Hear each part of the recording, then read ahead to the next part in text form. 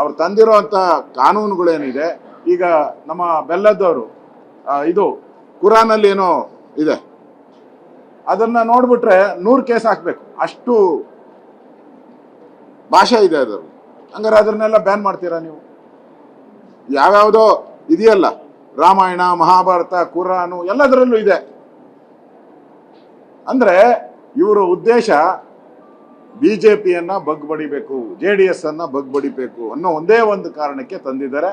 ಮತ್ತೆ ಅವರು ಪರಮೇಶ್ವರ್ ಹೇಳಿದಲ್ಲ, ಮಾತತ್ರ ಮೈಕ್ ಹಿಡಿತಾರೆ ನನ್ ತಂದು ಅಂತ. ಇನ್ಮೇಲೆ ಮೈಕು ಹಿಡಿಯಂಗಿಲ್ಲ, ಆ ಪರಿಸ್ಥಿತಿ ಬಂದಿದೆ. ಇವತ್ತು ಏನು ಸ್ಪೀಕರ್ ನಡವಳಿಕೆ ಇದೆಯಲ್ಲ, ಇದು ಸರಿ ಇಲ್ಲ. ಯಾವ ಸ್ಪೀಕರನ್ನು ಈ ತರ ನೆನ್ನೆನೆ ಸ್ಪೀಕರ್ ಅವರು ಅಧ್ವಾನ ಮಾಡಿದ್ದಾರೆ ನಮ್ಮ ಇದನ್ನ 0 ಅವರ್ಗೆ ಕೊಟ್ಟು ಹೆರಾಲ್ಡ್ ಪತ್ರಿಕೆಯ ಒಂದು ವಿಚಾರವನ್ನ 0 ಅವರ್ ಬರೋದೇ ಇಲ್ಲ.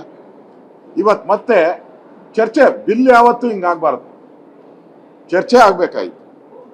ಚರ್ಚೆ ಆಗಿ ಅದಾದ್ಮೇಲೆ ನಾವು ಕೂಡ ಅದರಲ್ಲಿ ಡಿಬೇಟ್ ಮಾಡೋಕ್ಕೆ ಸುಮಾರು 12 ಜನ ನಮ್ಮ ಶಾಸಕರು ಡಿಬೇಟ್ ಮಾಡೋಕ್ಕೆ ಇದ್ರು. JDSನ ಶಾಸಕರು ಡಿಬೇಟ್ ಮಾಡ್ತಾ ಇದ್ರು, ಆಡಳಿತ ಪಕ್ಷದವ್ರು ಮಾಡ್ಬೇಕು, ಡಿಬೇಟ್ ಮಾಡಬೇಕಾಯ್ತು.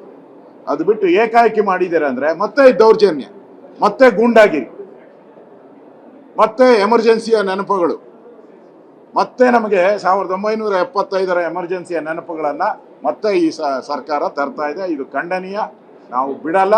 ಮತ್ತೆ ಇದನ್ನ ಹೋರಾಟವನ್ನ ನಾವು ಮಾಡೇ ಮಾಡ್ತೀರಿ. ವಿಧಾನಸಭೆ ಒಳಗಡೆನೆ ಮತ್ತೆ ನಾವು ಹೋರಾಟವನ್ನ ಮಾಡ್ತೀವಿ. ಅಲ್ಲಲ್ಲ, ಕರಾವಳಿ ನೋಡಿ,